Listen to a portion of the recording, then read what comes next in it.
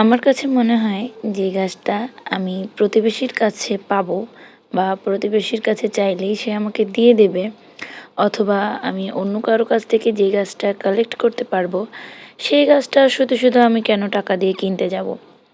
আমার মতো চিন্তাধারা আপনাদের কার কার আছে? আমি এই যে বাগান বিলাসটা আমি একজনের বাড়ি থেকে কালেক্ট করেছিলাম। আরেকটা আমার এক কাকুর দোকানের পাশে ছিল। আমি বললাম, কাকু আমার কাটিং লাগবে, তো সে আমাকে বড় একটা ডাল এনে দিল। আরেকটা আমার একটা ভাইকে বলেছিলাম, সে এনে দিয়েছে। মোট বড় বড় আমাকে 3টে ডাল আমাকে এনে দিয়েছে দুজনে। আমি এটাকে বাড়িতে এনে একদিন পর্যন্ত রেখে দিয়েছিলাম। আমার সাইজ মতো আমি কেটে একটা ডাল আমি মানে একটা ডাল থেকে 2টো ডাল করে সেটা বালিতে বসিয়ে দিয়েছি, শুধু বালিতে। আর আরেকটা এইভাবে কাটিং করে নিয়ে অ্যালোভেরা জেল লাগিয়ে দিয়ে এইভাবে মাথায় একটু হলুদ লাগিয়ে দিলাম যাতে ফাঙ্গাস না ধরে।